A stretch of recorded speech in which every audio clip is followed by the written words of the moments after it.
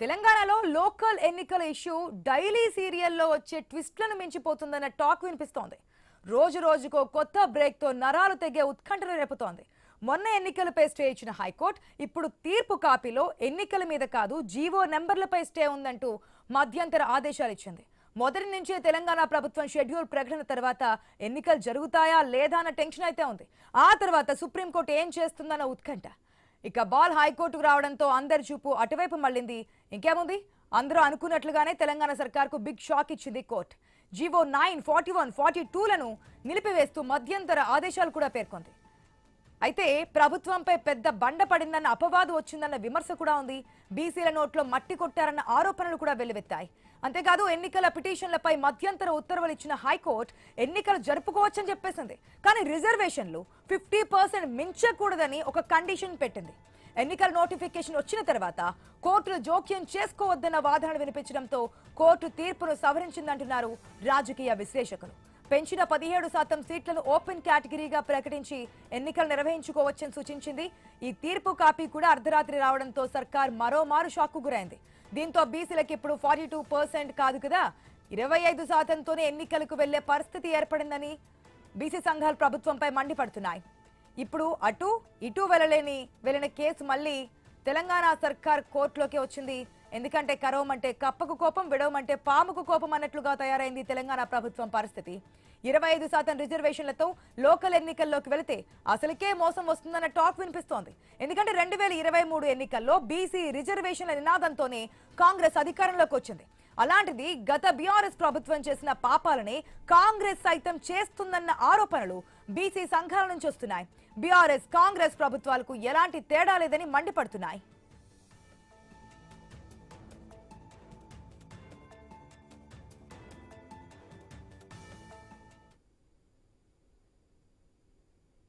ఇలాంటి పరిస్థితుల్లో కాంగ్రెస్ సర్కార్ పాత విధానంలోనే స్థానిక ఎన్నికలకు వెళ్తే బీసీ సంఘాల నుంచి ఎలాంటి వ్యతిరేకత, ఆగ్రహం వ్యక్తమవుతోంది? కాంగ్రెస్ ను బీసీ ఓటర్లు నమ్ముతారా? అయితే బీసీలకు 42%కి బదులు 25% రిజర్వేషన్లు లభిస్తాయా? కాంగ్రెస్ ప్రభుత్వం కూడా ద్రోహమే చేస్తుందా? ఎన్నికలపై స్టే ఇస్తున్నామన్న హైకోర్టు ఎందుకు మధ్యంతర ఆదేశాలు ఇచ్చిందన్న చర్చ సాగుతుండగానే హైకోర్టు ప్రస్తావించిన అంశాలపై ప్రభుత్వం చర్చిస్తోంది. 25% రిజర్వేషన్లతో ఎన్నికలకు వెళ్లే బదులు స్టేపై సుప్రీంకోర్టుకు వెళ్లాలన్న ఆలోచనలో ప్రభుత్వం ఉన్నట్లుగా తెలుస్తోంది. నిజంగానే ప్రభుత్వం సుప్రీంకోర్టులో స్పెషల్ లీవ్ పిటిషన్ వేస్తుందే? ఎన్నికలపై ఉన్న సందిగ్ధతను తొలగిస్తుందే? కాంగ్రెస్ 42% కోటాకి కట్టుబడి ఉందే అన్న ప్రశ్నలు ఇప్పుడు ప్రధానమైన చర్చగా మారాయి.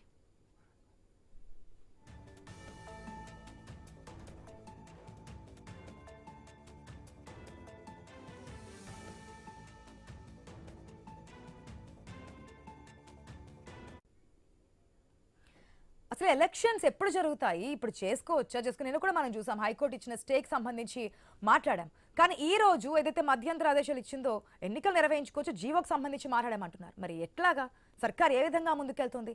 పాత రిజర్వేషన్లు ఇస్తే బీసీ సంఘాల నుంచి వస్తున్నటువంటి వ్యతిరేకతని ఎదుర్కోవడానికి సిద్ధంగా ఉందా, లేదంటే సుప్రీంకోర్టులో ఫైట్ చేయడానికి ముందుకెళ్తుందా? దీనికి సంబంధించి డీటెయిల్స్ మైబుటేటర్ శ్రీకాంత్ అందిస్తారు. శ్రీకాంత్, ఏ విధంగా చూడొచ్చు? మరొక ట్విస్ట్ అనుకోవచ్చు, ట్విస్ట్ మీద ట్విస్ట్లు. అసలు స్థానిక సంస్థల ఎలక్షన్ జరుగుతాయా, ఏ రిజర్వేషన్ ప్రకారం జరుగుతాయి? ఈ స్టేల్ అయిన తర్వాత ఇప్పుడు మళ్ళీ మధ్యంతర ఆదేశాలు ఇచ్చిన తర్వాత ఏ విధంగా ఉండబోతుంది అనుకోవచ్చు? ఒకవేళ వ్యతిరేకత వస్తే దాన్ని ఎట్లాగా పాజిటివ్ వేలో సర్కార్ తీసుకెళ్లే ఆలోచనలో ఉందనుకోవచ్చు?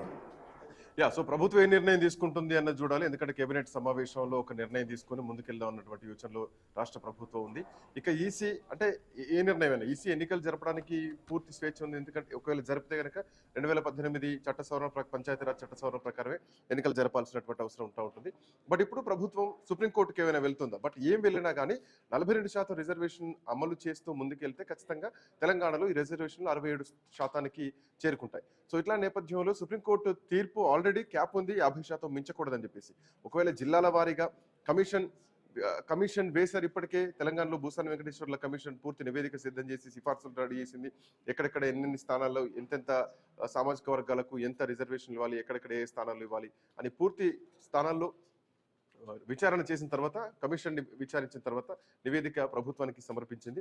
సో దాని తర్వాత ప్రభుత్వం ఆఫ్కోర్స్ 42 జీవోని విడుదల చేసింది, ఇష్యూ చేస్తూ నోటిఫికేషన్ ఇస్తూ ఎన్నికలకు వెళ్దాం అనుకున్నారు. ఈసీ కూడా ముందుకెళ్ళింది, నోటిఫికేషన్ షెడ్యూల్ కూడా రిలీజ్ చేసినటువంటి క్రమం. సో ఇట్లా నేపథ్యంలో కోర్టు స్టే ఇచ్చేసింది. సో ఇక ఇప్పుడు ఏ నిర్ణయం తీసుకోబోతున్నారు, న్యాయ నిపుణులతోటి రాష్ట్ర ఎన్నికల సంఘం చర్చలు జరిపి వాళ్ళ సూచనలు తీసుకొని ఆ తర్వాత నిర్ణయం తీసుకోబోతున్నట్టుగా తెలుస్తోంది. అయితే ప్రభుత్వం ఈ అంశం పైన మళ్ళీ సుప్రీంకోర్టుకి వెళ్ళేటువంటి అవకాశం ఉంటుందా? ఒకవేళ గతంలో లాగా 24% తోటి 23% తోటి ఎన్నికలకు వెళ్తే ఖచ్చితంగా ఇది బీసీ సంఘాలు మాత్రం తిరగబడతాయని చెప్పడంలో ఎట్లాంటి సందేహం లేదు. రాష్ట్రంలో ఇప్పటికే బీసీలంతా కూడా అగ్గి మీద గుగ్గిలవుతున్నారు. ఓ దిక్కు 15న బంద్ కూడా కాల్ ఇచ్చారు. సో బంద్కు రాజకీయ పార్టీలు ఎంతవరకు సంఘీభావం తెలుపుతాయన్నది కూడా చూడాల్సినటువంటి అంశం. ఆర్ కృష్ణయ్య బంద్ పిలుపునిచ్చారు. సో ఇవన్నీ ఉన్నటువంటి క్రమంలో 42% రిజర్వేషన్లు అనేది జీవోలతో వచ్చేటి కావు. జీవోలతోటి కేవలం ఉపకులాలకు సంబంధించినటువంటి రిజర్వేషన్లు కేటాయించవచ్చు తప్ప, అంటే కేటగిరీలు చేయొచ్చు, ఏబీసీ వర్గీకరణ లాగా అట్లాంటివి జీవోలు చేయొచ్చు, ఆల్రెడీ రిజర్వేషన్లు ఉంటే తప్ప వీటితోటి పూర్తి స్థాయి రిజర్వేషన్లు రావు అన్నది మాత్రం అందరికీ తెలిసినటువంటి విషయమే. సో భూసాని వెంకటేశ్వర్లు కమిషన్ ఇచ్చినటువంటి నివేదిక పూర్తి స్థాయిలో లేదు, అది కొంత బలహీనంగా ఉంది. 32 సవరణలు దానిలో చేయాల్సినటువంటి అవసరం ఉంది. సో ఇప్పుడు రాష్ట్ర ప్రభుత్వం దగ్గర ఉన్నటువంటి ఆలోచన ఏంటి, అస్త్రం ఏంటి, ఎట్లా ముందుకెళ్ళబోతున్నారు మాట్లాడదాం. అందరి సత్యం గారు ప్రముఖ రాజకీయ విశ్లేషకులు, తో పాటు చెన్న శ్రీకాంత్ గారు బీసీ సంఘాల నాయకులు మనతో పాటు జాయిన్ అవుతున్నారు. సత్యం గారు నమస్తే.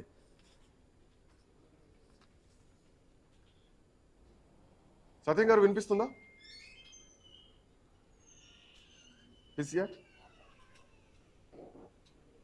యా, మా కరెస్పాండెంట్ స్వామి కూడా జాయిన్ అయ్యారు. స్వామి, రాష్ట్ర ప్రభుత్వం దగ్గరటువంటి ఆలోచన ఏంటి, ఎన్నికల పరిస్థితి ఏంటి, ఏ విధంగా ఖచ్చితంగా అంటే నిన్న కూడా మనతో పాటు ఎమ్మెల్సీ అద్దంకి దయాకర్ మాట్లాడడం జరిగింది. ఎట్టి పరిస్థితుల్లో 42% రిజర్వేషన్ తోటే ముందుకు పోతాం, మళ్ళీ పాత పద్ధతిలో పోయేదే లేని చెప్పేసి ప్రభుత్వం దగ్గరటువంటి మార్గం ఏంటి స్వామి? ఇప్పుడున్న పరిస్థితుల్లో రాష్ట్ర ప్రభుత్వం ఒకవైపు హైకోర్టు నుంచి రాష్ట్ర ఎలక్షన్ కమిషన్ సంఘానికి ఎలక్షన్ మీరు పాత పద్ధతిలో వెళ్ళాలని చెప్పిన నేపథ్యంలో ప్రభుత్వం మీకు ఎలా వెళ్తే బాగుంటుందని చెప్పేసి ఆలోచనలో పడింది. పాత రిజర్వేషన్ ప్రకారం పోతే ఖచ్చితంగా ఇచ్చినటువంటి ప్రామిస్ను మనం హామీ ఫుల్ఫిల్ చేయలేకుండా ఉంటాము. కాంగ్రెస్ పార్టీ దేశవ్యాప్తంగా ఇదే అంశం పైన బదనామయ్యే అవకాశం ఉంటుంది కాబట్టి దీని మీద స్పష్టమైనటువంటి వైఖరితో వెళ్లాలని చెప్పేసి పార్టీ భావిస్తుంది. కొద్దిసేపటి క్రితమే ముఖ్యమంత్రి Revanth Reddy command control centre చేరుకున్నారు. ఇప్పటికే పలువురు సీనియర్ న్యాయ నిపుణులతో కూడా సంప్రదిస్తున్నట్టు తెలుస్తుంది. ఒకవైపు సోమవారం తర్వాత సుప్రీంకోర్టుకు వెళ్ళి ఈ విషయంలో స్పెషల్ లీవ్ పిటిషన్ వేసి వెళ్లాలని చెప్పేసి ప్రభుత్వం ఆలోచనలో పడుతున్నట్టుగా తెలుస్తుంది. దీని మీద బలమైనటువంటి సీనియర్ కౌన్సిల్స్ తోటి సుప్రీంకోర్టులో వాదనలు వినిపించాలి. బీసీలకు 42% రిజర్వేషన్ సాధించడం కోసం కాంగ్రెస్ పార్టీ పనిచేయాలని చెప్పేసి కూడా ఆలోచన చేస్తుంది. ఈ నెల 16వ తేదీన కేబినెట్ సమావేశం కూడా నిర్వహించబోతున్నారు. కేబినెట్ సమావేశంలో బీసీ రిజర్వేషన్ అంశంతో పాటు పలు కీలక ఇతర అంశాలపై చర్చించడం కోసం కూడా ప్రభుత్వం ప్రయత్నం చేసే అవకాశం కనబడుతుంది. మొత్తానికైతే బీసీ రిజర్వేషన్ అంశమే ప్రభుత్వం ప్రధాన ప్రయారిటీగా ఇప్పుడు ముందుకు వెళ్లే అవకాశం కనబడుతుంది. ఒకవైపు ప్రభుత్వ పరంగా ఇప్పటికే హైకోర్టులో వాదనలు వినిపించినప్పటికీ కూడా high court chief justice Aparesh Kumar Singh ఇటు మైముద్దీన్ ఇద్దరు కూడా ఒకవైపు గత ఏదైతే వికాస్ కిషన్ రావుకు సంబంధించినటువంటి గవాలి కేసు కావచ్చు, మరోవైపు కర్ణాటక సంబంధించి బాలాజీ వర్సెస్ మైసూర్ కేసు కావచ్చు, అనేక కేసులను ఉదాహరించి Karnataka former advocate general Ravivarma Kumar బలమైన వాదనలు వినిపించినప్పటికీ కూడా రాష్ట్ర హైకోర్టులో దీనికి సంబంధించిన ఒకవైపు జివో నెంబర్ 9, జివో నెంబర్ 41, 42 మూడుకు సంబంధించి కూడా వాటి మీద స్టే విధిస్తున్నాము. ఎలక్షన్ కమిషన్ ఇప్పటికే ఎలక్షన్ ప్రాసెస్ మొదలుపెట్టింది కాబట్టి గత సుప్రీంకోర్టు ఆదేశం అనుసారం ఒక్కసారి ఎలక్షన్ ఆ ప్రాసెస్ మొదలైన తర్వాత మేము జోక్యం చేసుకోము, మీరు అవసరం అనుకుంటే పాత పద్ధతిలో వెళ్ళాలని చెప్పేసి కూడా కోర్టు సూచించింది. శ్రీకాంత్, యా, అంటే ఒకవేళ 42% రిజర్వేషన్కి వెళ్తే మళ్ళీ ఇందాక మనం మాట్లాడుకున్నట్టు మిగతా మండల కమిషన్ వచ్చినప్పుడు జరిగినటువంటి ఇందిరా సహాని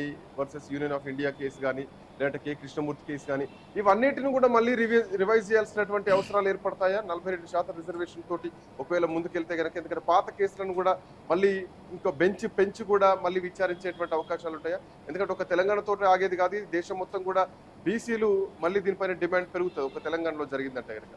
సో ఇది ఒక నిరంతర ప్రక్రియగానే చూడాలా, ఇక నిరవధిక వాయిదాల పరంగానే చూడాల్సినటువంటి అంశంగా మారే ఛాన్స్ ఉంటుంది తెలంగాణలో?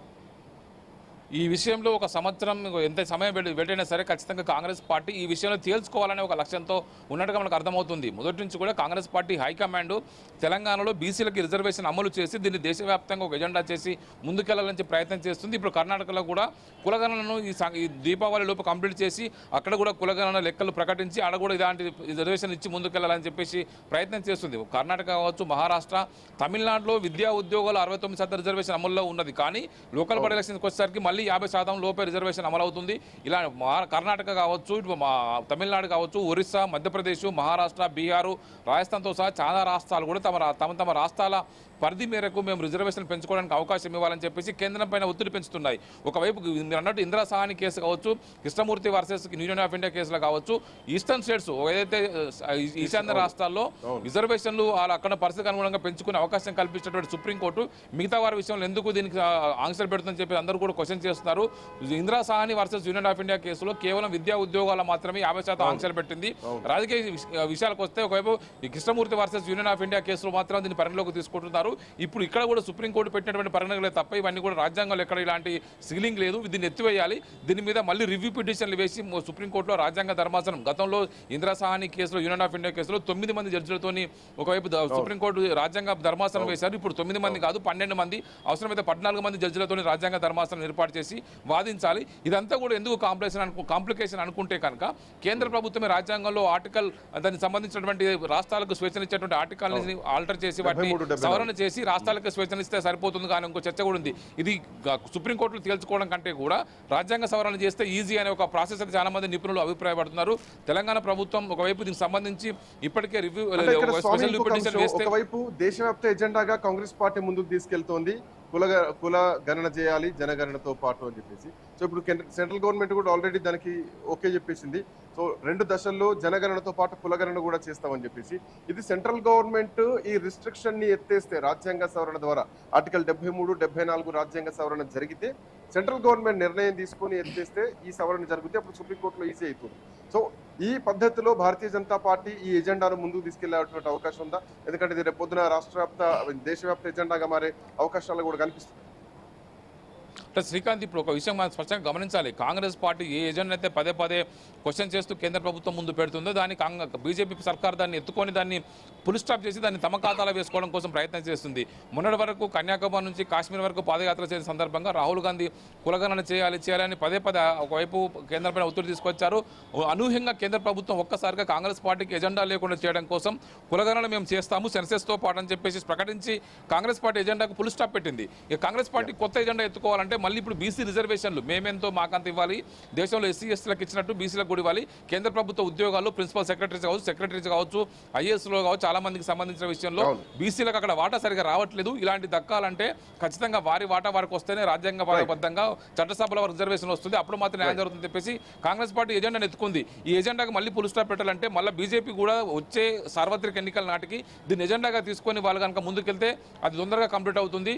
ఇప్పుడు కాంగ్రెస్ అడిగింది కాబట్టి చేయాలని కాకుండా వాళ్ళ బీజేపీ పాలిత రాష్ట్రాలు దేశవ్యాప్తంగా బీజేపీ పాలిత రాష్ట్రాలు ఎక్కువనే కాబట్టి అక్కడ నుంచి కూడా కొంత ప్రెజర్ తీసుకొచ్చి చేస్తే ఇది అంత ఈజీ అవుతుందని చెప్పేసి కూడా న్యాయ నిపుణులు అంటున్నారు. తెలంగాణ ప్రభుత్వం ఇమీడియట్ గా సుప్రీంకోర్టులో స్పెషల్ పిటిషన్ వేసి పోరాటం చేయడం, లేకపోతే ఇప్పుడు పాత రిజర్వేషన్ ప్రకారం పోతే కనుక ఖచ్చితంగా బీసీలో పార్టీ చులకన అవుతుంది, రాజకీయంగా నష్టం జరుగుతుంది ఒక భయం అయితే కాంగ్రెస్ నేతల్లో ఉన్నది. Srikanth, thank you Swami, thanks for joining. మొత్తానికి అంటే సుప్రీంకోర్టు క్యాపే అడ్డొస్తోంది. ఏం చేసినా ఎంత చేసినా డెడికేషన్ కమిషన్ వేసినా బీసీల రిజర్వేషన్ వాటా తేల్చి కమిషన్ వేసి ఆ తర్వాత ఏం చేసినా కానీ ద థర్డ్ స్టెప్ ట్రిపుల్ టెస్ట్లో 50% మించకూడదు. బట్ 50% మించి 67% రిజర్వేషన్లకు పోతున్నటువంటి క్రమంలో సుప్రీంకోర్టు తీర్పులు అడ్డొస్తున్నాయి. రేపు పొద్దున రిజర్వేషన్లు రావాలంటే కేంద్ర ప్రభుత్వం సుప్రీంకోర్టులో ఉన్నటువంటి ఈ రెస్ట్రిక్షన్స్ ని తీసివేస్తేనే ఈజీ అవుతుంది, రాజ్యాంగ సవరణ ద్వారానే అది ఈజీ అవుతోంది అన్నది ప్రధానంగా ఉన్నటువంటి అంశం. సో దీంట్లో కోర్టుకు వెళ్తే ఏం జరుగుతుంది, గత కేసుల్లో జరిగినటువంటి పరిణామాలే మళ్ళీ రిపీట్ అవుతున్నాయి తప్ప మళ్ళీ దీనికోసం ప్రత్యేకంగా కొట్లాడినటువంటిది లేదు. మోరోవర్ ఇందిరా సహాని కేసు తీసుకున్న, Krishnamurthy versus Union of government తీసుకున్నా కానీ అన్ని విద్యా ఉద్యోగాల విషయం ఇంక్లూడింగ్ తమిళనాడు విషయం తీసుకున్నా కానీ తెలంగాణలో తమిళనాడు తరహా రిజర్వేషన్లు చేస్తాం, 9th షెడ్యూల్లో పెట్టిస్తాం అంటే ఆ తరహాలో ఉందా? తమిళనాడులో జరిగినటువంటి పరిణామం వేరు, ఒక 30 ఏళ్ల ఉద్యమం అది. అక్కడ ద్రవిడ ఉద్యమం చాలా బలంగా ఉంటుంది, బీసీల రాజ్యం అక్కడ నడుస్తూ ఉంటుంది. సో అట్లాంటి పరిస్థితి తెలంగాణలో ఉందా? స్థానిక సంస్థల్లో వచ్చేటువంటి అవకాశం ఉందా? అందా సత్యం గారు కూడా మనతో పాటు జాయిన్ అయ్యారు. సత్యం గారు నమస్తే, గుడ్ ఆఫ్టర్నూన్. గుడ్ ఆఫ్టర్నూన్ అండి. సో జీవోలతో కాదు రాజ్యాంగ సవరణతోనే రావాలి. సో ఈ బిల్ ఏదైనా కానీ రిజర్వేషన్లు కల్పించాల్సినటువంటి అవసరం. గతంలో చూసాం మనం చాలా కేసుల్లో చూసుకున్నాం, మనం రోజు మాట్లాడుతూనే ఉన్న ఇందిరా సహాని కేసు విషయం తీసుకున్నా కానీ, కే కృష్ణమూర్తి కేసు విషయం తీసుకున్నా కానీ, అట్ ది సేమ్ టైం కోహిలో కేసు విషయం తీసుకున్నా కానీ, తమిళనాడు విషయం తీసుకున్నా కానీ, మొన్న మహారాష్ట్రలో ఎన్నికలు జరిగిన తర్వాత బాందియా కమిషన్ ఉన్న తర్వాత కూడా అక్కడ ఉన్నటువంటి ఎన్నికల్ని పూర్తిగా రద్దు చేసినటువంటి పరిస్థితి. సో డెడికేషన్ కమిషన్లు ఉన్నంత మాత్రాన 42% రాజకీయ రిజర్వేషన్లు వస్తాయా? సుప్రీంకోర్టు తీర్పులను కాదని వచ్చేటువంటి అవకాశం ఉందా? ఇప్పుడు రాష్ట్ర ప్రభుత్వం ముందున్నటువంటి ఆప్షన్ ఏంటి? 42% రిజర్వేషన్ తోటే పోతాం, అవసరమైతే ఎన్నికలు ఆపుకుంటాం అప్పటిదాకా అని నిన్ననే ఎమ్మెల్సీ చెప్తున్నారు, కాంగ్రెస్ పార్టీ ప్రభుత్వం నుంచి చెప్తున్నారు. What next? ప్రభుత్వం ఏం చేయబోతుంది అనుకోవచ్చు? ఖచ్చితంగా ప్రభుత్వం స్పెషల్ లీవ్ పిటిషన్ సుప్రీంకోర్టులో వేసే అవకాశం ఉందండి. Yes. ఎందుకంటే అవతల మాధవరెడ్డి కేవియట్ పిటిషన్ వేసినప్పటికీ అవును. స్పెషల్ లీవ్ పిటిషన్ వేస్తే ముందు వాళ్ళ వాదనలు విన్న తర్వాత రాష్ట్ర ప్రభుత్వం వాదనలు వినేటువంటి అవకాశం ఉంది. కేవియట్ పిటిషన్ ఉన్నటువంటి అర్థమే అది. మాది వినాడే ముందు డెసిషన్ తీసుకునే ముందు అని చెప్పేసి అన్నారు. మళ్ళీ హైకోర్టులో ఏ వాదన జరిగినాయో అదే లైన్స్ లో వాదనలు జరిగే అవకాశం ఉంది సుప్రీంకోర్టులో. కాబట్టి సుప్రీంకోర్టు దీన్ని ఏమన్నా ఇంకా డిఫరెంట్ గా ఏమైనా ఆలోచించే అవకాశం ఉందా టెక్నికల్ గా అనేటువంటి విషయం మనం సుప్రీంకోర్టుకు వదిలేస్తే రోజు రోజులకు బీసీల కాన్షియస్నెస్ మాత్రం పెరుగుతుంది. ఇవాళ తెలంగాణలో కాదు, బీహార్ ఎలక్షన్ ఎజెండాలో కూటమి లేదా ఇండి కూటమి నిష్పత్తి, జనాభా నిష్పత్తిలో రిజర్వేషన్స్ తీసుకొస్తామని ప్రకటించింది ఎలక్షన్ ఎజెండాలో. అంటే ఏ కులం ఎంత శాతం ఉంటే అంత రిజర్వేషన్. ఇది చేసుకొస్తే కేంద్ర ప్రభుత్వం అసలు జగడమే లేకుండా పోతుంది. 15% ఓసీలు ఉంటే 15% ఓసీలకు, బీసీలు 55% ఉంటే బీసీలకు 55%, మిగతా ఎస్సీ ఎస్టీ ఇతర వాళ్లకు ఎవరి నిష్పత్తిలో వాళ్ళకి ఇచ్చేస్తే ఇంకా పెద్ద సమస్యలు ఉండవు. కాబట్టి ఇవాళ బీహార్లో అది ఎలక్షన్ ఎజెండాకు వచ్చింది, పెద్ద ఎత్తున చర్చ జరుగుతుంది. కాబట్టి ఇవాళ కూడా రేపైనా మతం పేరు మీద బీజేపీ అడ్వాంటేజ్ తీసుకొని సక్సెస్ అయింది. దాన్ని ఇవాళ కులగణన, కుల రిజర్వేషన్స్ అనేది కాంగ్రెస్ రాహుల్ గాంధీ నినాదం తీసుకొచ్చినాక బీజేపీని కార్నర్ చేయగలిగాడు. మొన్న పార్లమెంట్లో 50 సీట్ల నుంచి 100 సీట్లకు పెరగటం, బీజేపీ సీట్లు తగ్గటం, తర్వాత ఇవన్నీ కూడా ఆయన యాత్ర లేవనెత్తిన నినాదాలతోటి మొత్తం మీద పుంజుకుంది కాంగ్రెస్. దాన్ని కాంగ్రెస్ ఈ నినాదాన్ని వదిలిపెట్టే అవకాశం లేదు, కులగణన రిజర్వేషన్స్ అనేటువంటి విషయాన్ని. ఇదే సందర్భంలో బీజేపీకి కూడా వెనక్కు తగ్గే అవకాశం లేదు బీజేపీ కూడా. అందుకే బీజేపీ కూడా మేము కూడా జనాభా కులగణన చేస్తామని చెప్పేసి ఒప్పుకోవాల్సి వచ్చింది. కాబట్టి రేపు ఇవాళ బీహార్లో ఏజెండా అయినా, నిన్న తెలంగాణలో ఏజెండా అయినా, వచ్చే కాలంలో బీజేపీ ఏజెండా అయినా మేము కులగణన చేస్తామనేటువంటి విషయాలన్నీ ఏం చేస్తున్నాయి అంటే మొత్తం మీద బీసీలు కాన్షియస్నెస్ పెరిగింది. వాళ్ళు 56% అనేటువంటిది డిమాండ్ చేయటం అనేది సైకలాజికల్ లేదా లాజికల్గా కరెక్టు. వాళ్ళ శాతం వాళ్ళకు చెందాలనేటువంటిది. ఇవన్నీ కూడా ఒక విధంగా ప్రెజర్ పెంచుతున్నాయి గవర్నమెంట్ల మీద, కోర్టుల మీద కూడా. తర్వాత రెండో వైపు ఇవాళ ఉన్నటువంటి పరిస్థితుల్లో ఆ రిజర్వేషన్లతో పాటు మరి ఓసీలకు ఇచ్చిన 10 ఈడబ్ల్యూఎస్ రిజర్వేషన్ గురించి అడిగితే ఎవరు జవాబు చెప్పలేకపోతున్నారు. ఇవాళ కేంద్ర ప్రభుత్వం జవాబు చెప్పలేదు, లేదా న్యాయ కోవిధులు కూడా జవాబు చెప్పట్లేదు. 15% ఉన్నటువంటి ఓసీలకు 10% రిజర్వేషన్ లెక్కించారని దానికి జవాబే లేదు, దాటేస్తారు. కాబట్టి ఇవన్నీ ఉన్నాయి. కాబట్టి సామాజిక పర రిజర్వేషన్లు కూడా కావు. గతంలో మండల కమిషన్ అప్పుడు రిజర్వేషన్లు అంటే సామాజిక వెనుకబాటుతనమే క్రైటీరియా తీసుకోవాలని క్లియర్ గా ఇచ్చింది.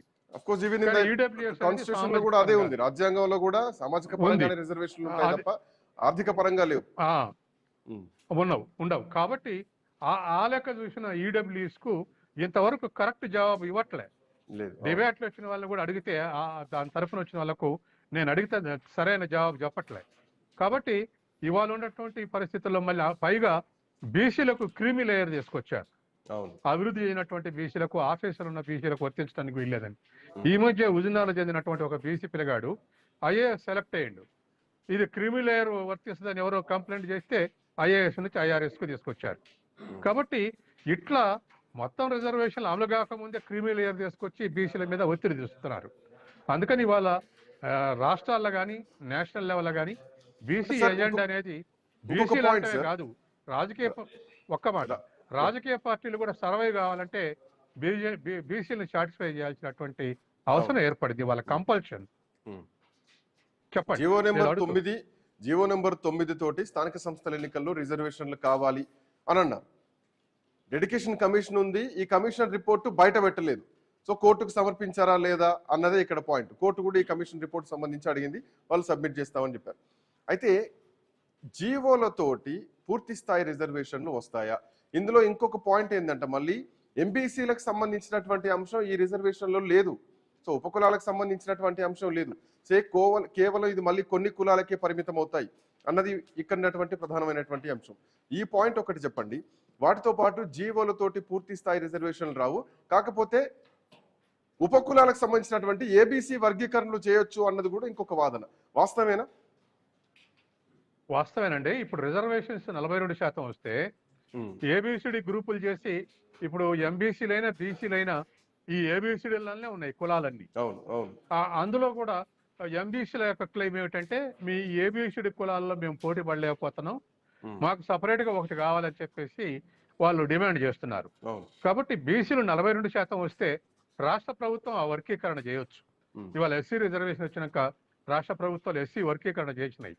అట్లాగే బీసీల్లో కూడా కులాల్లో ఏబిసిడి గ్రూపుల్లో కులాలను మార్పు చేస్తూ అప్పుడప్పుడు సవరణ తీసుకొస్తున్నాయి రాష్ట్ర ప్రభుత్వాలు. కాబట్టి ఆ అవకాశం తర్వాత ఉపయోగించుకోవచ్చు. కానీ ఇప్పుడైతే ఇవాళ ఖచ్చితంగా రిజర్వేషన్లో స్పెషల్ లీవ్ పిటిషన్ వేసే అవకాశం ఉంది. అది ఆనర్ చేయకపోతే ఒకవేళ ఎలక్షన్ ఇప్పుడు 9th ఇవాళ 9th షెడ్యూల్లో చేర్చాలి అనేటువంటిది కేంద్ర ప్రభుత్వం ఒప్పుకోకపోతే ఖచ్చితంగా ప్రెస్టేజ్ కోసం కాంగ్రెస్ 42% పార్టీ పరంగానే రిజర్వేషన్స్ అమలు చేసి ఎలక్షన్ అట్లా పార్టీ పరంగా రిజర్వేషన్లు ఇచ్చినా గానీ పార్టీకి అది భారీ నష్టం కదా. భారీ ఇప్పుడు సహజంగానే ఓసీలు ఎలివేషన్ లో ఉంటాం కానీ డబ్బు పెట్టడంలో కానీ అడ్వాంటేజ్లు ఉంటారు, వాస్తవమే ఉంటారు. అవును. కానీ కన్విన్స్ చేయాల్సి వస్తుంది, వాళ్ళ పార్టీలో వాళ్ళు కన్విన్స్ చేసుకోవాల్సి వస్తుంది. ఎందుకంటే ఇవాళ ఒక్కొక్క సీటు 5-6 పోటీ చేస్తే ఇవాళ జూబిలీస్ ఎట్లయితే మిగతా వాళ్ళని కన్విన్స్ చేసుకోవాల్సి వస్తుందో అట్లా ప్రతి పార్టీ, ఒక కాంగ్రెస్కే ఉండదు ఆ బెడిద, ప్రతి పార్టీకి ఉంటుంది.